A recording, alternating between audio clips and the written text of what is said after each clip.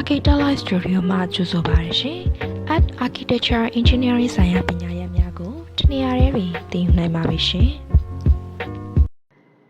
ဒီနေ့ဒီ first floor ရဲ့ဆက်လက်လေးကိုဆွဲမယ်ဘာဖြစ်လို့ဆိုတော့ဒီ ground floor အပေါ်ကို first floor ထပ်မှာဖြစ်တဲ့အတွက်ကြောင့်မလို့အဲ့ဒီအတွက် rectangle လေးနဲ့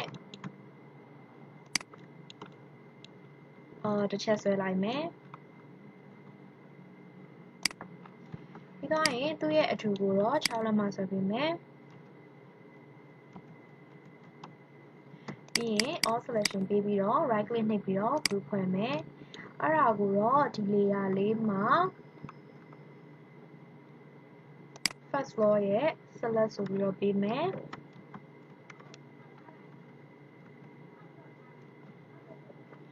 ရင် enter ခေါက်လိုက်မယ်သူ့ layer ရဲ့ဝင်မှုအတွက်ကို energy info ရဲ့က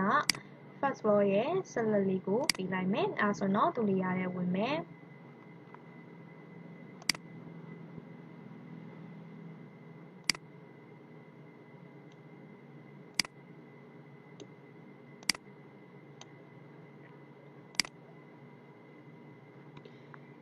ပြီးတော့ရင်သူ့ကို load ပို့ရှော့လုပ်ပေးမယ်အဲ့ဒီအတွက်ကိုသူ့ရဲ့ဒီ select ဒီ group ထဲဝင်မယ်ဝင်ပြီးတော့ရင်ဒီ surface ကို select မှတ်ပြီးတော့ရင် push ဘုံနဲ့ဆက်ထုတ်မယ်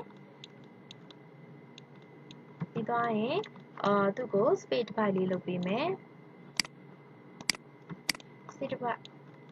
space divide လုပ်ပြီးတော့sorry ဒီဘက်မဟုတ်ဘူးဒီနေရာကနေပြီးတော့ဒီ select ကိုအပြင်ကိုဆက်ထုတ်မယ်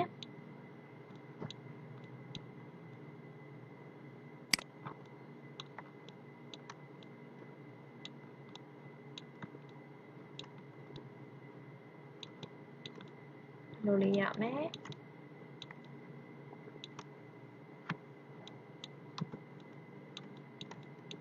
ပြီးတော့ရင်ဒီလောက်ပဲထားလိုက်မယ်ထားပြီးတော့မှအောက်ကိုဘယ်လောက်ပြန်ရွှေ့မလဲဆိုတော့ direction ပေးမယ်10ပြီးအမြင့်ထားတဲ့အတွက်10ပြီးလေးပြန်နေမယ်ပြီးတော့ရင်တော့ဒီ first floor ရဲ့ wall တွေနဲ့ column တွေနဲ့ကို select မှတ်ပြီးတော့အပေါ်ကို6လက်မှပြန်တင်မယ်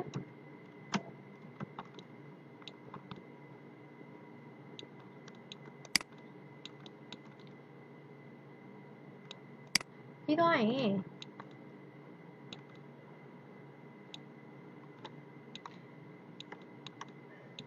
တော့ရင်ဒီ ground floor ရဲ့အပေါ်ကို first floor ကိုထပ်မယ်ဆိုတဲ့အတွက်ကြောင့်မလို့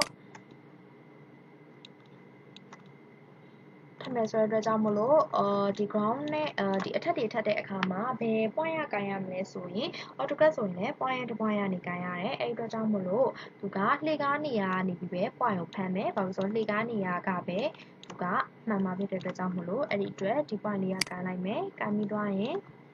ဒီ point မှာတော့ထပ်မယ်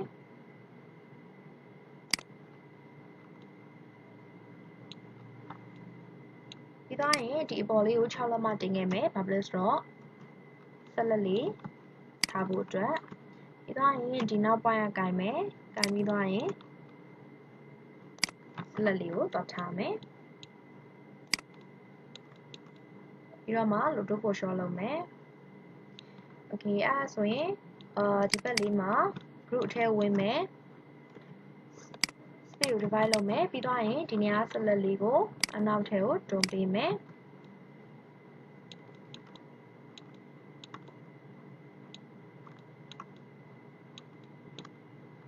ပြီးတော့ရင်ဒီနေရာမှာလည်း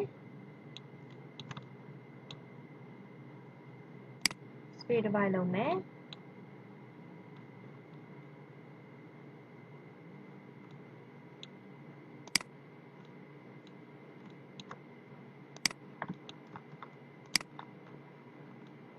ပြီးတော့ရင်ဒီနေရာလေးကကြတော့ဒီအောက်လေးနဲ့တူတူပဲအဲ့အတွက်ကြောင့်မလို့ဒီနေရာလေးကိုဒီ point ကိုတော့ထိပေးမယ်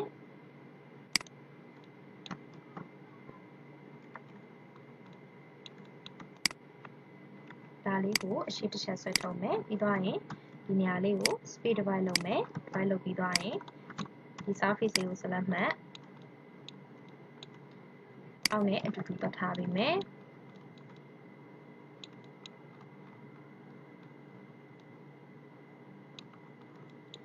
သွားရင်လိုအပ်တဲ့နေရာလေးတွေကို photo ပို့ရှော့လိုက်လုပ်ပေးမယ်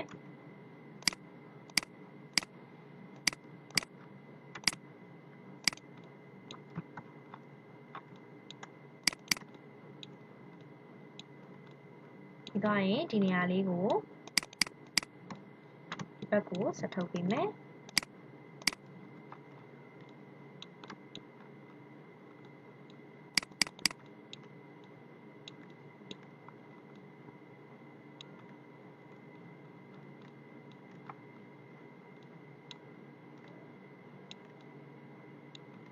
ပြီးသွားရင်ဒီနေရာလေးကိုလည်း space divide လုပ်ပေးမယ်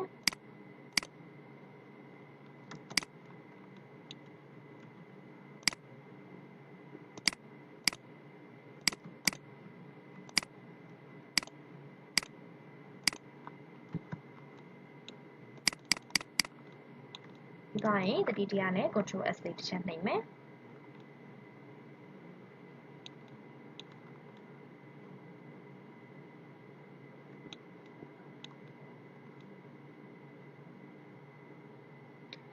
ဒါဆိုရင် ground floor နဲ့ first floor ကိုထပ်ပြီးသွားပြီOkay အဲ့ဒါဆိုရင်အခုဒီမှာ ground floor မှာသူကဒီ column 9လေးကကြတော့ဒီအောက်ထိရောက်ဖို့အတွက်လိုနေတဲ့အတွက်ဆွဲချမယ်ဆိုတဲ့အတွက်ဒီ ground floor ရဲ့ဒီ column group ကိုတစ်ချက်ထောက်လိုက်မယ်ပြီးသွားရင်ဒီ column ကိုရှာဖို့အတွက်ကို group အထဲဝင်လိုက်မယ်ပြီးသွားရင်ဒီ column ထိုင် group ရောက်မယ်အဲ့ဒီ group အထဲဝင်လိုက်မယ်ဝင်ပြီးသွားပြီဆိုရင်ဒီ surface လေးကို select မှတ်ပြီးသွားရင်အောက်ကိုဆွဲချမယ်သူကဒီ column line ကိုစပြီးတော့ဆွဲတော့က make component လုပ်ခဲ့တဲ့အတွက်ကြောင့်မို့လို့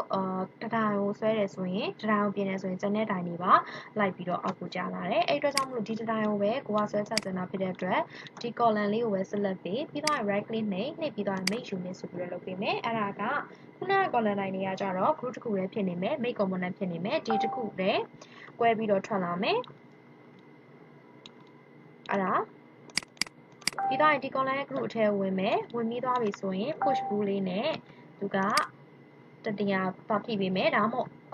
push pull ဆိုပြီးတော့အောက်ကို direction ပေးပြီးတော့တပေခွဲဆိုပြီးတော့ရိုက်ချလိုက်လို့လည်းရတယ်ဒါဆိုရင်တော့သူ့တတိုင်းနဲ့ဖယ်ပြီးတော့ထွက်လာမှာဖြစ်တယ်